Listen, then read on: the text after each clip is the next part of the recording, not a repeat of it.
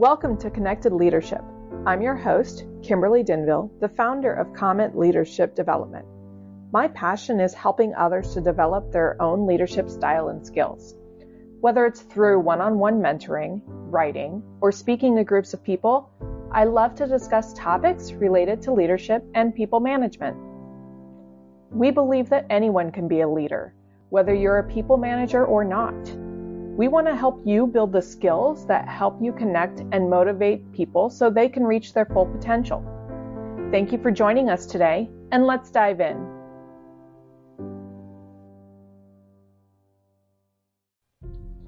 Hello, everyone. As I have talked with people about Comet Leadership Development and my personal beliefs around leadership traits, I've had people tell me about their own leadership challenges. I have also had people ask me about concerns raised by people that are being mentored or seeking guidance from networking groups. A thread that has arisen, particularly among newer leaders, is a struggle around being too nice. I understand this challenge. People have experiences that make them want to be the nice boss. But then there is the conflicting concern that you are being too nice and therefore being seen as a pushover or not effective, or you fear that you aren't being respected as a leader. There is a natural desire among many people to be liked or accepted or followed. Being accepted by the tribe means that we don't have to trust our survival to ourselves all alone, but away from the caves and into the business world.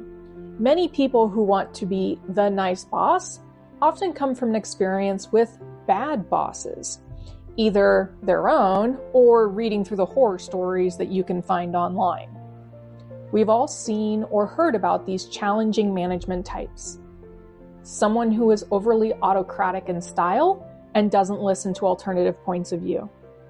A very demanding boss, wholly focused on deadlines and numbers, and forgets or ignores the human aspect of people management.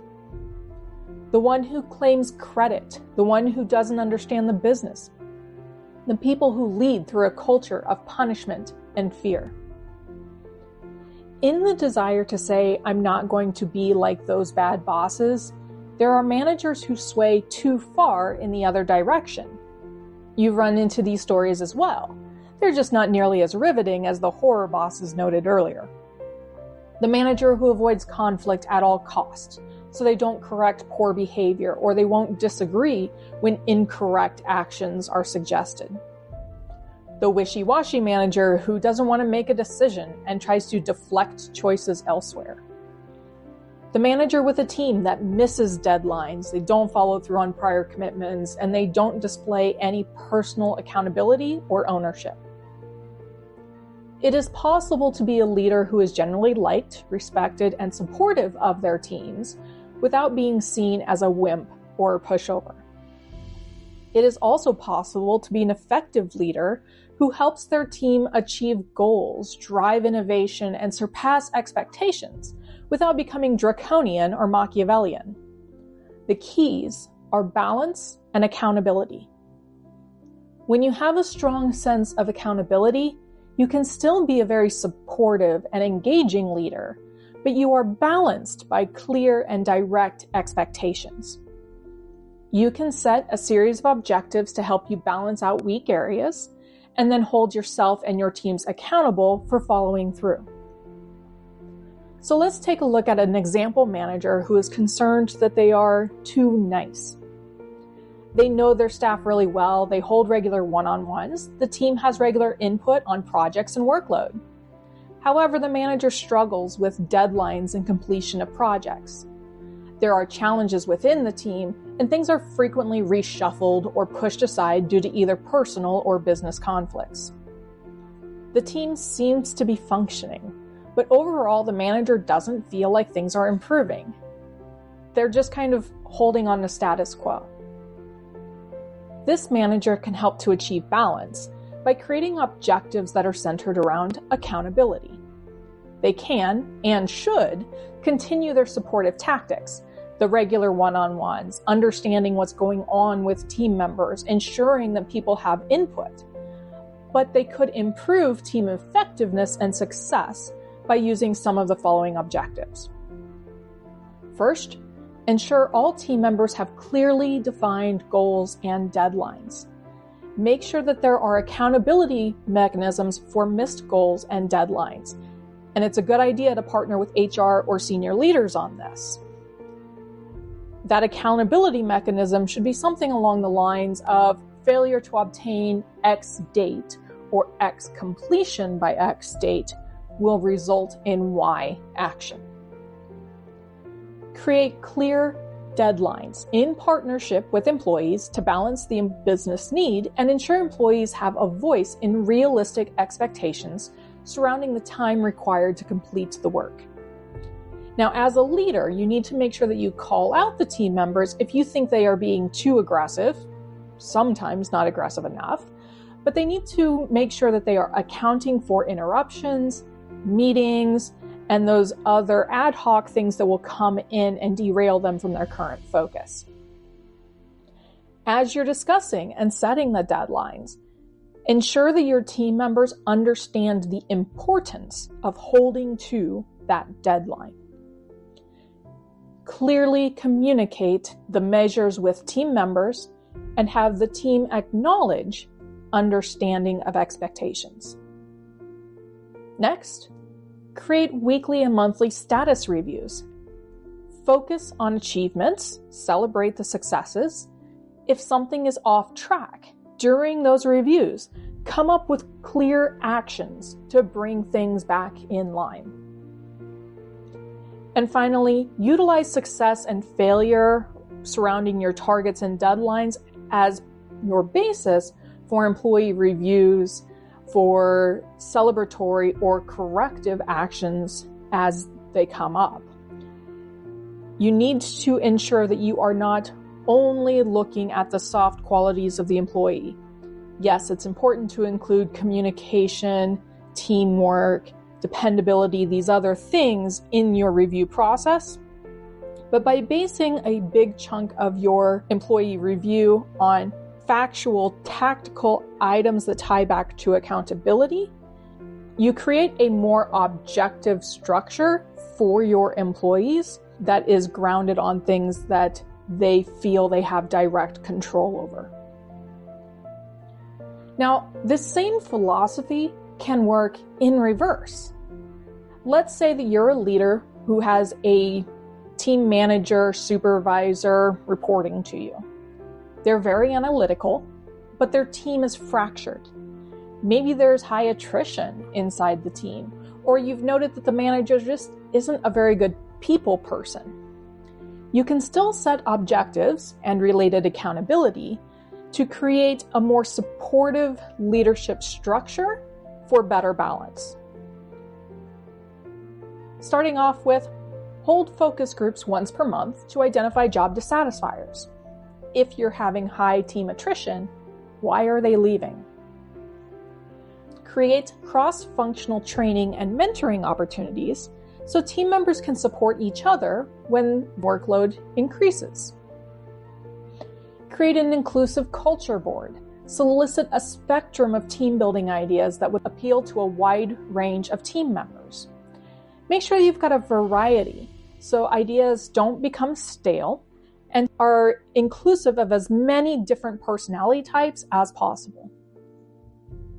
And finally, create a feedback mechanism so team members can raise concerns or praise each other in a secure and, if desired, anonymous manner. These objectives, while still being measurable, are focused on softer skills, and you can still have that accountability measure behind them. Now, let's say that you are a new manager who is starting out and you want to get things off on the right foot. You don't want to get into a corrective mode. You want to be balanced as early on in your career as possible. Hopefully, you have a leader or a mentor who is willing to help you with guidance in your new role. To get you started, I would generally recommend the following to help balance the nice with effective. Ensure all employees have regular one-on-ones with you. Make sure to periodically include connecting discussions, career growth discussions, and meetings that are driven by the employee to cover whatever they want to talk about. Solicit feedback, listen, and discuss ideas with your team. Encourage learning and training.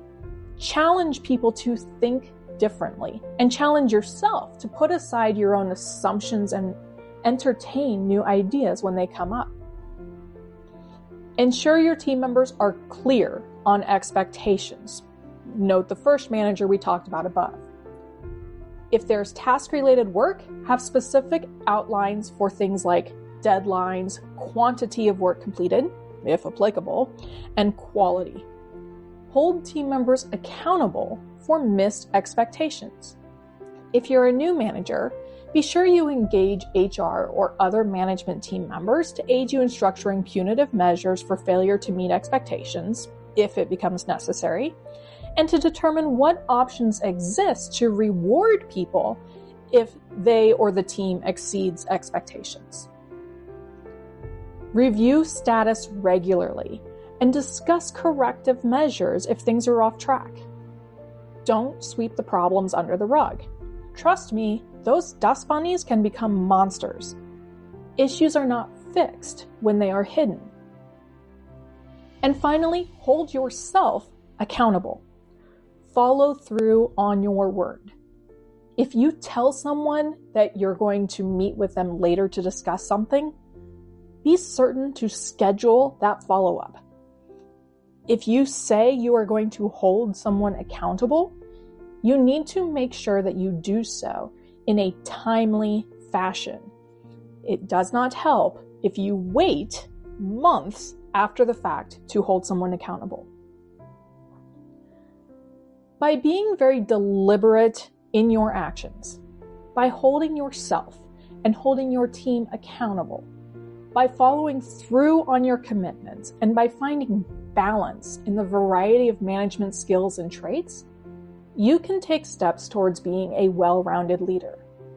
And when your team sees that you are capable of being nice and supportive, but you're also effective and accountable, they are more likely to respect your tough decisions. And that means you can rest a little easier about being too nice.